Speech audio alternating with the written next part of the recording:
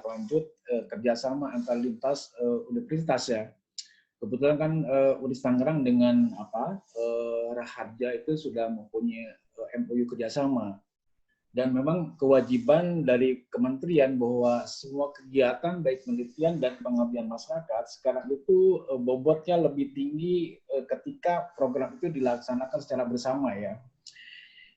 Nah, mungkin saya akan lebih fokus saja berkaitan dengan pelaksanaan kegiatan kuliah kerja kemasyarakatan. Kalau di Unis, Pak Rektor, Pak Hendri, dan teman-teman tidak lagi menggunakan KKN tuh, tetapi menggunakan K3, kuliah kerja kemasyarakatan, gitu kan ya. Ya ikut aja kita juga Pak, Ya, kita nggak ngerti. Ya, baik Pak. Dan kebetulan mungkin karena teman-teman Raharja ini sudah beralih dari Sekolah Tinggi Ilmu Komputer STEMIK Raharja ke universitas. Dan ada kewajiban dari kementerian begitu, kalau sudah tingkat universitas, tidak lagi pengabdian masyarakatnya di perusahaan saja begitu atau dinas, tetapi harus terjun ke desa gitu Pak. Jadi kita akan mencoba nanti, kita akan melakukan kegiatan kuliah kerja kemasyarakatan atau KKN ini, kita akan bersama-sama melakukan pengabdian masyarakat di desa atau di kelurahan. Dan fokus untuk di 2021 ini kita akan melakukan kegiatan KKN-nya begitu di lokasi kabupaten dan kota saja dulu gitu ya. Kita akan coba nanti di kota kita akan melakukan KKN di 10 kelurahan dan begitu juga di di kabupaten 10 kelurahan atau desa. Atau mungkin nanti kita akan diskusi apakah kita juga bisa ke Tangerang Selatan gitu ya. Karena mahasiswa STEMIK, mahasiswa Unis, mahasiswa Universitas Raharja memang kan ada di 3 kota ini yang paling besar gitu di Kabupaten Tangerang, Kota Tangerang, dan Tangsel. Mungkin nanti akan coba kita diskusikan dengan Pak Rektor, Pak Dr. Abbas dengan Prof. Kamil ya, dan juga dengan Pak Yusuf dan Pak Dr. Bambang. Saya sendiri kapasitasnya di Unis sebagai Kepala Pusat Pengabdian Masyarakat. Nah, mungkin saya sedikit Pak Rektor akan memberikan gambaran dulu berkaitan dengan kegiatan pengabdian masyarakat ya. Karena kan undang-undangnya ini belum dicabut Pak.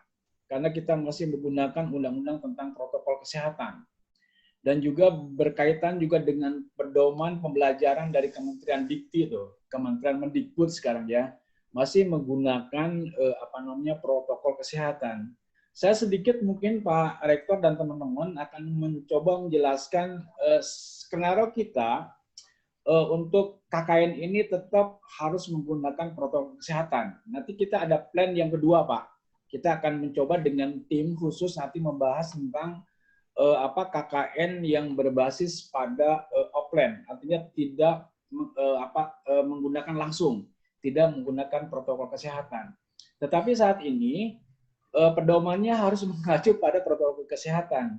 Maka untuk itu saya ingin sedikit saja menjelaskan tentang bagaimana pelaksanaan KKN berdasarkan protokol kesehatan, Pak. Ini mungkin akan sedikit saya akan mencoba menyampaikan ini sedikit saja. Maaf, sudah terlihat Pak materinya?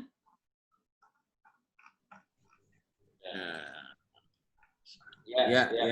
Baik. Nah ini kami di Unis Tangerang ketika akan melakukan KKN di masa pandemi ini, kami berdiskusi memang kemarin kami juga bingung apakah KKN tahun di 2020 dilaksanakan atau tidak gitu kan ya. Kemarin diskusi ternyata alhamdulillah dari Kementerian Pendidikan dan Kebudayaan itu menyampaikan edaran ya berkaitan dengan pengajaran berbasis Covid begitu. Dan yang kedua penelitian juga berbasis protokol kesehatan dan KKN juga berdasarkan protokol kesehatan. Nah, berdasarkan edaran dari kementerian itu, kami mencoba menyusun tentang pedoman teknis nih, berkaitan bagaimana KKN itu tetap berlangsung, tetapi harus melakukan dan berpedoman pada protokol kesehatan. Nah ini teman-teman kami sudah menyusun tentang petunjuk teknis kuliah kerja kemasyarakatan Unis Tangerang, nanti kita robah KKN bersama gitu ya di masa COVID-19. Nah ini teman-teman ada dasar hukumnya, ini ada peraturan pemerintah, ada keputusan presiden, ini berkaitan tentang gugus tugas percepatan penanganan corona ya, dan yang kedua adalah kita juga menganut pada keputusan Presiden Republik Indonesia nomor 11 tentang tentang penetapan kedaruratan masyarakat di era COVID, dan juga terakhir adalah keputusan Kepala Badan Nasional Penanggulangan Bencana ya. Ini ada regulasi-regulasi yang harus kita patuhi ya, tentang kebijakan-kebijakan yang harus kita patuhi ketika kita melakukan kegiatan akademik begitu. Nah ini juga ada dasar hukum teman-teman. Dasar hukumnya ada surat edaran Menteri ini dalam menumpung kerja. Surat edaran Menteri juga ada tentang pedoman. Surat Mendikbud. Nah ini teman-teman yang lebih penting ini ya, surat Mendikbud tentang pembelajaran. Mungkin teman-teman sudah mengetahui tentang surat Mendikbud nomor 36362 tentang pembelajaran secara daring dan bekerja dari rumah dalam rangka pencegahan penyebaran coronavirus 19 ya. Nah ini tentang dasar hukumnya ini harus kita patuhi ya. Ketika kita melanggar kebijakan ini, kita akan kena sanksi tuh Pak Rektor dan teman-teman gitu ya. Nah ini jadwal yang kami susun kemarin, ini sebagai gambaran saja. Ketika kami melakukan K3 di era pandemi ini, kami pertama adalah membuka pendaftaran tuh. Pendaftaran secara online. Kita sudah mempunyai sistem informasi tentang SIKK namanya. Sistem Informasi Kuliah Kerja Kemasyarakatan. Kemarin saya sudah diskusi dengan Pak Henry dan Pak Yusuf agar teman-teman dari Universitas Raharja membuat tentang sistem informasi pendaftarannya, Pak. Nanti kami akan coba, nanti dari tim UNIS akan coba ke sana, mungkin kita diskusi, Pak. Nanti ada tim IT dari UNIS, bagaimana membangunnya ya. Saya pikir kalau untuk IT kan teman-teman Raharja lebih hebat gitu ya. Tapi nanti mungkin konten-kontennya yang akan kami share ke teman-teman di Universitas Raharja. Ketika pendaftaran itu sudah berlangsung, baru kita masuk ke pembekalan materi itu. Materi juga sama secara online ya. Baik pembekalan materi untuk peserta maupun materi untuk dosen pembimbing lapangan itu ya. Makanya itu nanti teman-teman Raharja juga harus mempersiapkan dosen pembimbing lapangan tuh. Mungkin Pak Henry dan Pak Yusuf harus merekrut sebanyak 20 orang dosen untuk membimbing lapangan dan akan ditempatkan di membimbing mereka ya. Kalau nanti offline mungkin mereka harus stay itu di lokasi di desa maupun di kelurahan sebanyak 21 hari. Kita mungkin 21 hari saja ya untuk kegiatan kalau nanti KKN-nya berbasis offline. Tapi ketika KKN-nya ini masih berbasis pada online, teman-teman dosen tetap harus monitoring tuh lewat Zmeet ataupun aplikasi yang lainnya ya. Tetapi dosen pembimbing lapangan juga harus monitoring ke lapangan dengan menggunakan protokol kesehatan ya. Jadi mungkin saya ulangi lagi, urutannya adalah satu adalah pendaftaran begitu. Yang kedua adalah nanti di pendaftaran itu sudah masuk semua ya. Ada nama, ada prodi, ada NIM gitu ya, ada tempat tinggalnya di mana dia gitu kan ya. Termasuk ukuran kaos, jaket dan topi itu ya sudah masuk di sana. Setelah itu baru pembekalan materi masuk ke pengambilan jaket, kaos, dan topi. Nanti mungkin kita akan coba desain bersama jaketnya, tidak seperti ini gitu ya. Kalau kemarin hanya UNIS, nanti kita coba diskusikan.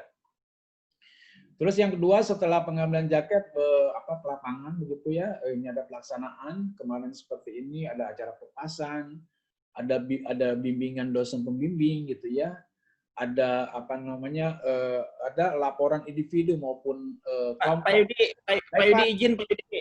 Ya, Saya tinggal dulu, ini nanti diterusin ya. Saya rapat dengan baik yang Pak. lain dulu. Baik Pak. Diterusin ya Pak Yudi. Ini ada Pak ini kok. Siapa? Ya, ada Pak.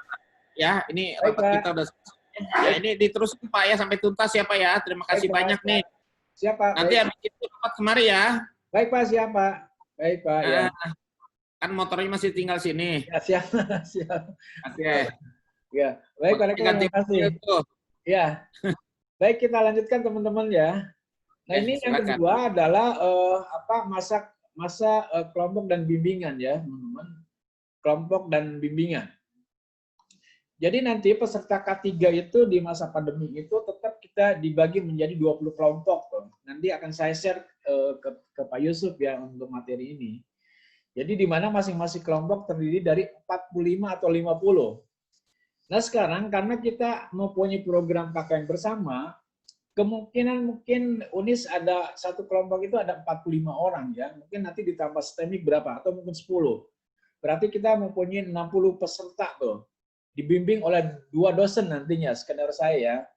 1 dosen pembimbing dari UNIS dan 1 dosen dari teman-teman Universitas Raharja ya. Nah ini peserta dibimbing oleh, tugas dosen pembimbing itu ada satu memberikan arahan dan informasi gitu ya, serta membimbing kepada peserta dalam melaksanakan program individu maupun kelompok gitu ya, individu kelompok.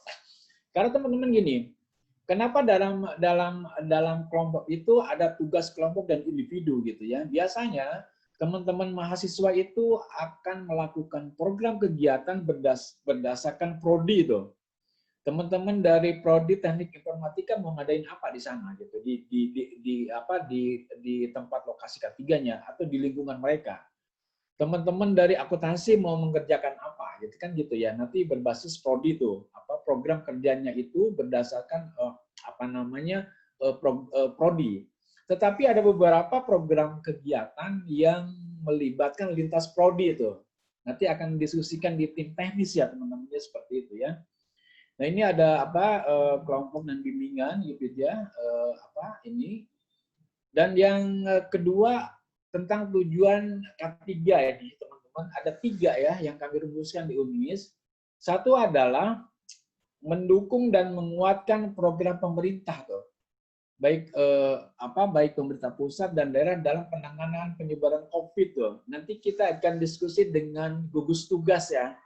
Dengan gugus tugas COVID, karena gugus tugas COVID ini selain dibentuk di tingkat pusat Jakarta, di provinsi juga ada, di kota kabupaten juga ada, di kecamatan juga ada, dan di kelurahan juga ada tuh teman-teman ya. Nanti kita akan diskusi dengan teman-teman gugus tugas ya.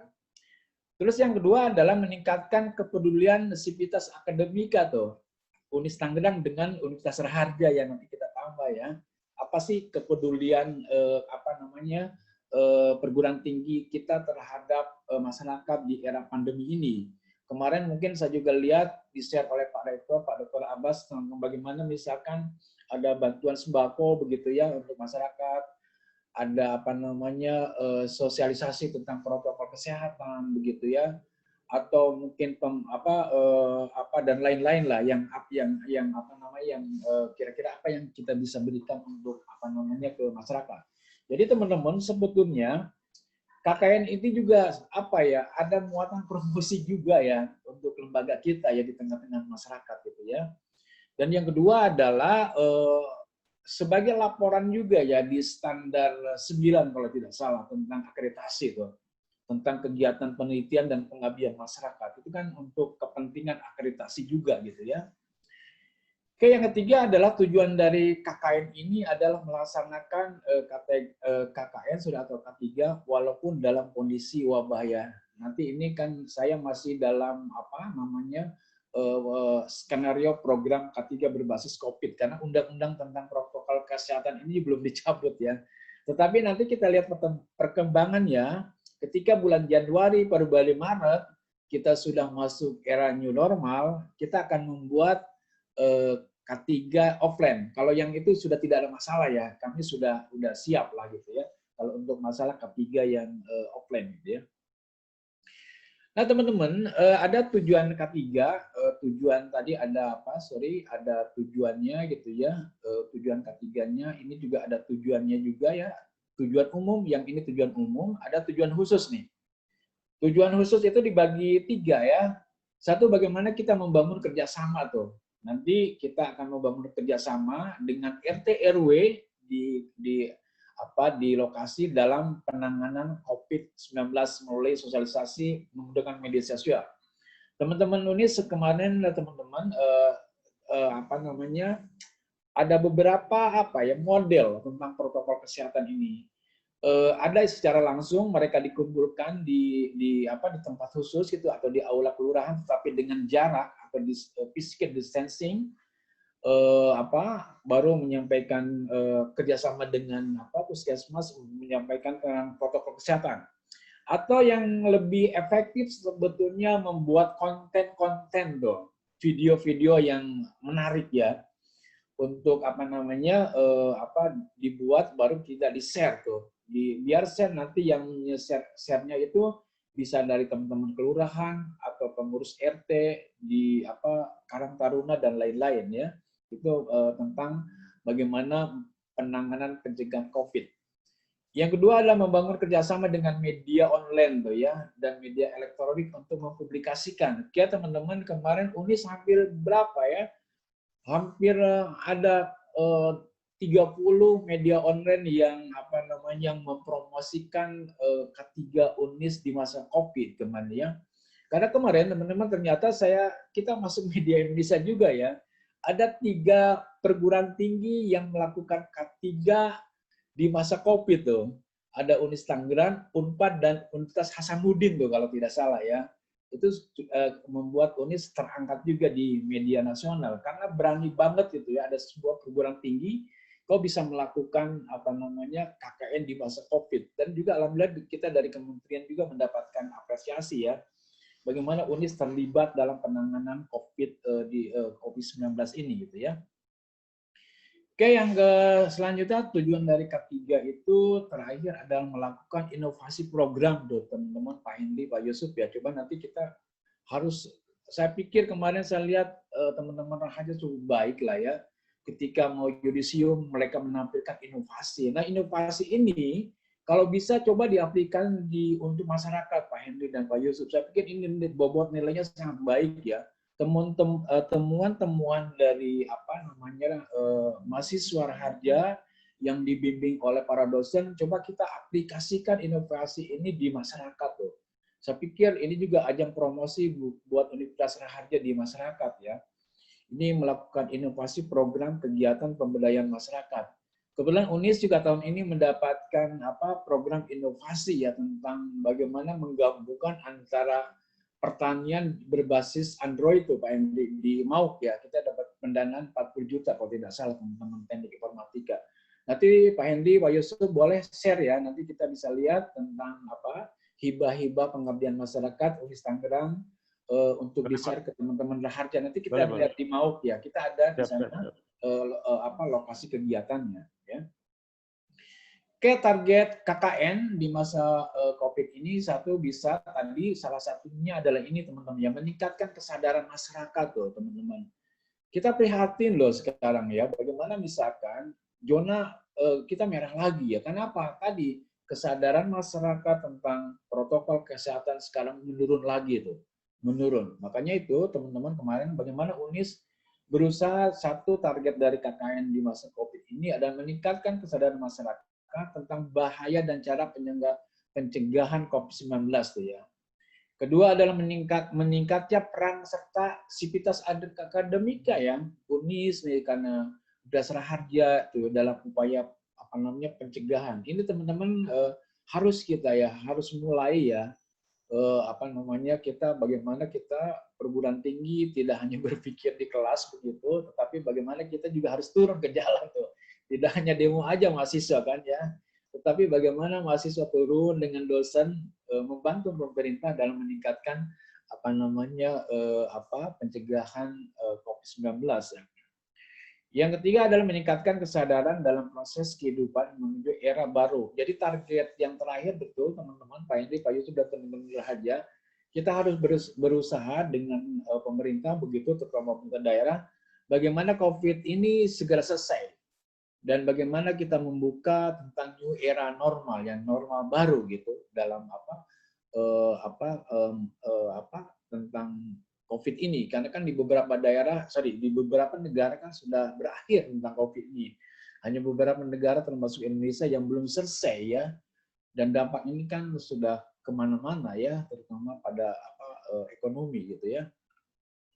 Nah teman-teman, ini ada sasaran ya, sasaran ini yang lebih fokus. Jadi sasaran K3 itu adalah, sasaran KKN berbasis COVID itu adalah sasaran dalam kegiatan K3 atau KKN, ini adalah warga masyarakat. Jadi sasaran kita tuh warga masyarakat ya, warga masyarakat tuh ya, di tempat tinggal peserta K3 atau ya atau nanti kita misalkan memilih beberapa wilayah yang akan kita lakukan gitu ya.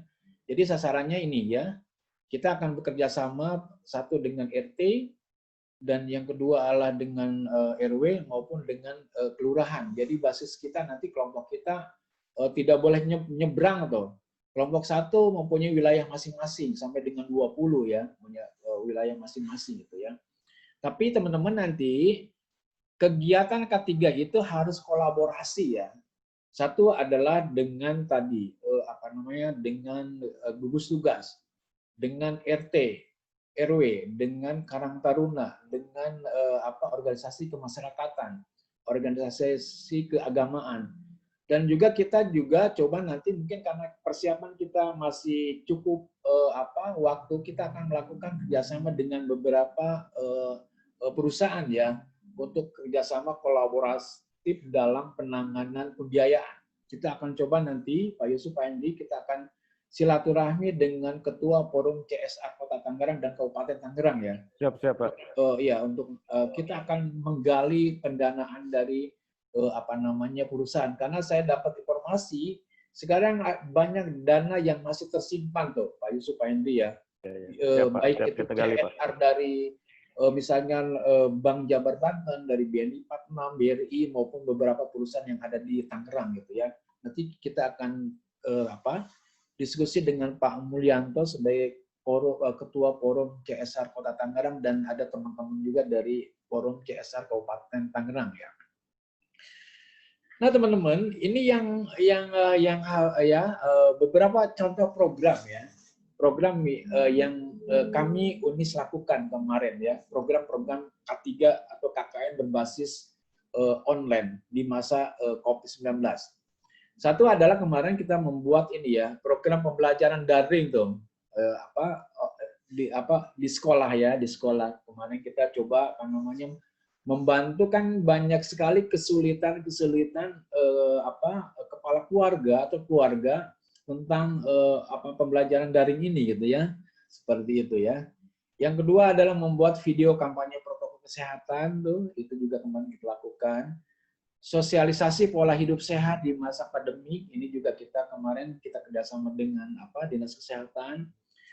Pelatihan bisnis online, ini saya pikir jagonya teman-teman Raharja nih ya, tentang bagaimana melakukan bisnis online. Karena sekarang Pak Wali Kota itu, Pak Bupati sudah memberikan dana ya kepada kelompok-kelompok usaha kecil mikro ini ya ketika masa COVID ya. Coba teman-teman bagaimana kita membantu tentang pelatihan bisnis online-nya, konten-kontennya, promosinya seperti apa dan lain-lain ya.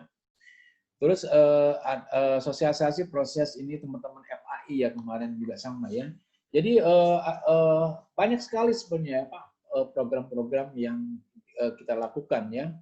Terutama tadi ada pelatihan, ada workshop ya. Jadi teman-teman kelompok itu sama memberikan bisnis, misalkan kita melakukan pelatihan bisnis online, tetap menggunakan itu aplikasi ya, baik Zoom maupun Gmeet. Tetapi kalau misalkan kita melakukan pelatihan, workshop dalam tatap muka, tetapi kita harus melakukannya dengan tetap melakukan ketentuan yang berlaku di protokol kesehatan, harus ada jaga jarak ya. pakai masker dan lain-lain ya. Nah teman-teman, kegiatan K3 itu atau KKN akan berhasil ketika kita melakukan kolaborasi ya. Tidak bisa kita melakukan KKN itu berdiri sendiri ya. Harus melakukan kemitraan tuh. Kemitraan dengan tokoh-tokoh masyarakat ya. Jadi ini program kegiatan yang dilaksanakan harus melakukan kemitraan tuh teman-teman ya.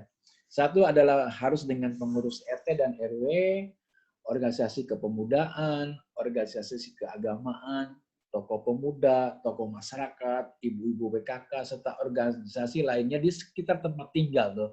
Tempat tinggal nanti kita melakukan. Jadi penting sekali ya teman-teman. Makanya itu awal ketika kita melakukan kegiatan K3 atau KKN, kita nanti harus silaturahmi dengan mitra-mitra kita ya, mitra-mitra kita ya, mitra-mitra kita. Baik nanti kegiatan KKN-nya bersifat langsung gitu offline, kita nanti bertemu di tempat biasanya di kelurahan kita ya. Atau ketika nanti masih dalam masa Covid, kita tetap mengundang mereka membuat pertemuan di forum-forum menggunakan Zoom atau menggunakan aplikasi lain ya. Ini penting ya teman-teman, kunci keberhasilan kegiatan KKN atau K3 ini adalah kemitraan atau kolaborasi gitu ya. Di samping memang kita juga di samping kemitraan dan juga koordinasi. Kalau koordinasi tetap ya, hanya koordinasi dengan kelurahan, koordinasi dengan kecamatan, koordinasi dengan teman-teman di pemerintah kota atau Kabupaten Tangerang. Jadi kuncinya itu kemitraan dan koordinasi ya. Nah itu seperti itu yang nanti yang harus kita lakukan. Nah ini teman-teman, ini mungkin nanti di-share saja ya, ada beberapa protokol kesehatan yang harus kita patuhi ya, karena ini adalah edaran dari Kementerian Pendidikan dan Kebudayaan ya, bagaimana kita melakukan satu ada protokol kesehatan pelaksanaan kegiatan di dalam ruangan juga sudah diatur di sini Pak Hendri Yusuf. Bagaimana ketika kita melakukan FGD juga sudah diatur gitu ya. Yang kedua adalah apabila rapat tidak dapat dihindari dilakukan pada suatu ruangan, ini juga sudah diatur. Dan juga apabila rapat fisik tidak dapat dihindari yang dilakukan adalah ini juga sudah diatur ya, bagaimana kita mengatur ruangan, tapi pastikan jumlah peserta kegiatan sesuai dengan yaitu 50%. Ada durasi pelaksanaan kegiatan, durasi juga penting tuh Pak Hendy dan Pak Yusuf, jangan terlalu lama ya gitu ya. Maksimal 120 menit dong, teman-teman, kalau kita kumpul gitu ya. Dan yang kedua, pastikan jarak gitu ya, keluar masuk ruangan. Pastikan suhu juga tuh ya, ada 37% dan lain-lain ya. Pastikan area kegiatan telah dibersihkan dan lain-lain. Ini juga sama teman-teman, protokol kesehatan nanti silakan di-share saja. Protokol kesehatan ini juga sama. Ketika kita melakukan kontas dengan mitra kita, ini juga sama ya. Protokol mitra kita wajib memakai masker, memastikan kondisi badan mitra kita juga sehat gitu kan ya. Melakukan cek temperatur tuh. Betul ya, saya kalau jalan dengan Pak Rektor, Pak Abbas harus dicek dulu tuh saya gitu kan ya. Sehat apa enggak gitu ya. Harus dicek. Tapi betul, karena ini ada edaran tuh Pak Hendy dan Pak Yusuf. Iya, betul Pak. Harus melakukan cek temperatur dan badan sebelum memasuki ruangan gitu ya. Menghindari menyentuh wajah dan lain-lain, hidung, mulut, dan lain-lain ya. Ini juga sama ya. Jadi teman-teman, Raharja, kalau Pak Rektor, Pak Dr. Abbas ngecek suhu kalian, gitu kan, itu kan juga dalam rangka mematuhi protokol kesehatan yang disampaikan oleh Pak Kementerian itu ya. Oke, sama nanti ini saya share ya teman-teman protokol kesehatan pelaksanaan di kegiatan di luar ruangan juga sama teman-teman, diatur nih oleh kementerian. Oke, ini juga sama ya, harus kita melakukan protokol kesehatan, ini juga sama. Oke, ini terakhir memang ini yang harus kita lakukan ya teman-teman. Baik, mungkin Pak Hendy itu aja yang yang saya sampaikan untuk Untuk apa sebentar?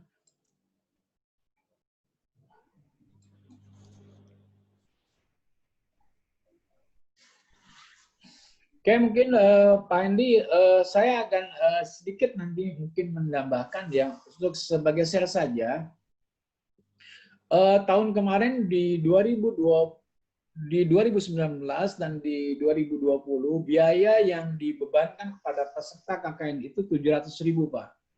700.000, 700.000. Nanti saya pikir Unis juga di tahun 2021 mungkin akan ada kenaikan lagi ya. Itu sebanyak 800.000.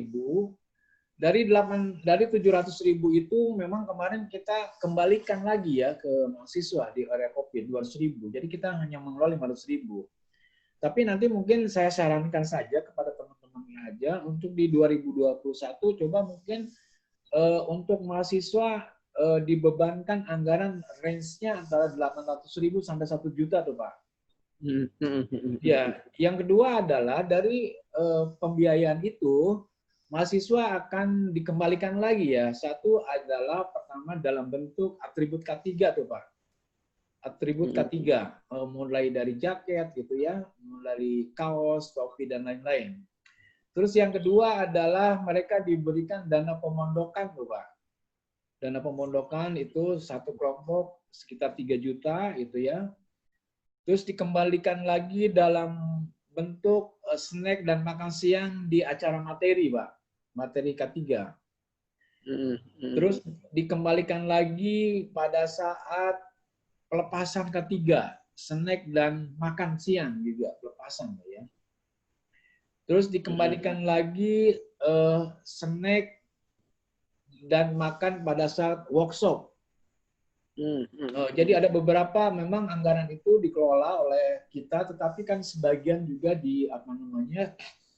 diberikan kepada kepada mahasiswa ya. Dan selanjutnya mungkin ada beberapa poin yang kita kelola. Pertama ada mulai dari koordinasi dengan pemerintah daerah gitu ya. Terus plakat itu nanti kita juga yang buat. Kita juga spanduk nanti itu akan dibuat juga kita akan pasang di beberapa lokasi K3 ya spanduk juga akan dibuat oleh kita. Terus transportasi narasumber juga nanti dari kita gitu ya.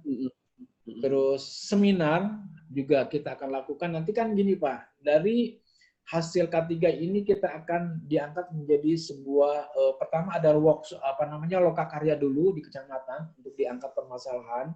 Karena ada beberapa program yang sudah tuntas, tapi ada beberapa program yang harus ditindaklanjuti oleh pemerintah daerah tuh Pak. Nanti kita akan angkat di seminar dengan mengundang Badan Perencanaan Pembangunan Daerah tuh. Kita akan sampaikan laporan K3 ini kepada pemerintah daerah untuk ditindaklanjuti ya seperti itu.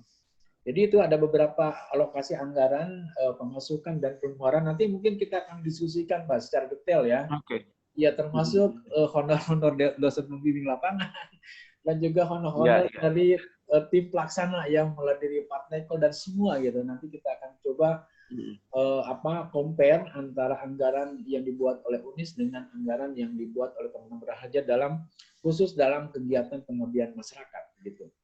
Baik itu mungkin Pak Henry, teman-teman Pak Yusuf dan juga teman-teman dosen yang lainnya yang gue sampaikan. Nanti kita lebih detail ngobrol di sana ya tentang yang menyusun program-programnya. Tapi rencana mungkin Pak Henry Januari kita sudah mulai start ya. Artinya apa?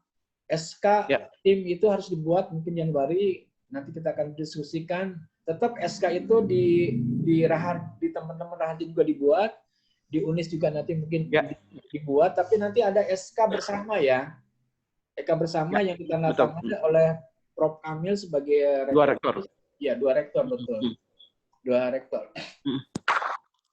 Baik, mungkin itu saja teman-teman.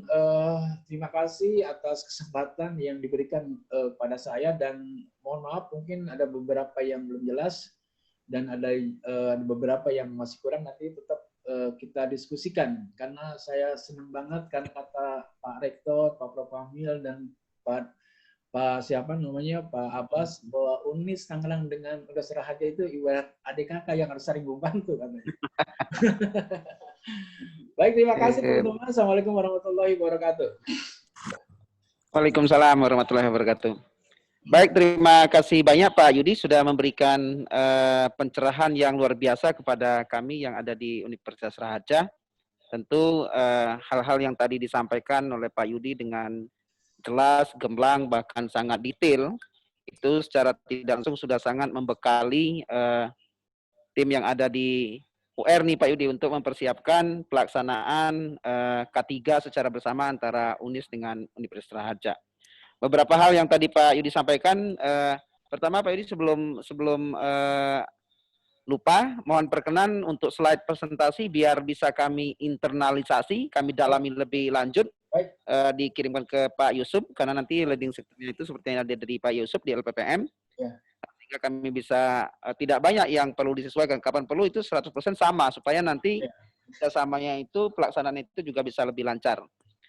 Sekali lagi terima kasih banyak nih Pak Yudi atas ininya, kemudian silakan bagi rekan-rekan yang ada mau disampaikan ke Pak Yudi, mungkin pertanyaan singkat sebelum nanti lebih detail seperti yang tadi beliau sampaikan, akan ada pembahasan lebih lanjut mengenai persiapan K3 ini. Silakan mungkin dari Pak Yusuf atau dari yang lain. Dari saya Pak Warek. Ya, silakan. Terima kasih atas waktunya. Baiklah, untuk persiapan ini kan kemarin Pak Yudi sudah men-share ada beberapa dokumen pendukung ya, termasuk misalkan panduan KKN. Cuma untuk yang di masa pandemi COVID ini nih belum di-share oleh Pak Yudi ya. Jadi nanti minta dikirimkan ulang ya Pak. Kemudian kaitannya dengan surat menyurat juga, termasuk contoh-contoh yang SK kemarin sudah kita susun draftnya Pak. Cuma itu draftnya itu sepertinya yang lama ya Pak. Itu juga mohon dikirimkan, termasuk jadwal yang terakhir yang di dalam slide itu kita akan coba kombinasikan, misalkan contoh kapan kita kunjungan ke pemerintah daerah untuk melakukan MOU, kemudian kapan kita melakukan tahapan-tahapan kegiatan atau prakegiatan, jadi tolong dikirimkan juga. Mungkin itu saja dari saya Pak terkait dengan persiapan K3 ya. Baik, terima kasih Pak Yusuf. Mohon perkenan tanggapan Pak Yudi. Baik, terima kasih Pak. Ya, silakan Pak. Randy, betul Pak Yusuf, nanti mungkin siang ini saya akan bawa tentang draft SK terbaru ya, SK terbaru di 2020 kemarin tentang apa K3 berbasis. Kan yang 700-an itu. Terus yang kedua nanti kita akan coba Pak Yusuf untuk menyusun tentang time schedule ya, kapan kita harus melakukan koordinasi. Tetapi saya ingin mungkin nanti saya hari ini akan bertemu dengan Prof. Kamil membicarakan tentang teknis K3 bersama. Mungkin awalnya kita harus melakukan rapat bersama dulu, Pak. Nanti saya akan atur dengan Prof. Kamil kapan kita melakukan rapat tim dulu ya, tim pimpinan lah gitu ya. Nanti saya akan undang Prof. Kamil mungkin dengan Pak Dr. Abbas sebagai rektor, mengundang juga para wakil rektor dan juga dengan teman-teman LPPM juga, Pak. Mungkin nanti silakan saja nanti Pak Hendy diatur saja kira-kira dari Raharja itu siapa aja yang akan disertakan di rapat ini. Tapi kemungkinan kalau dari UNIS mungkin antara LPPM, wakil rektor 1, 2, 3 dan Pak Rektor mungkin itu cukup Pak. Kita akan tindak lanjut. Pak Yudi, izin sebentar ya. Ini sangat strategis untuk sudah mulai ke realisasi dalam tahapan rektorat. Saya lapor ke Pak Rektor dulu supaya kita bisa langsung action nantinya. Karena ini pembahasan cukup. Disilakan Pak Yusuf, mungkin ada lagi yang sampaikan atau yang lain. Saya ke Pak Rektor sebentar.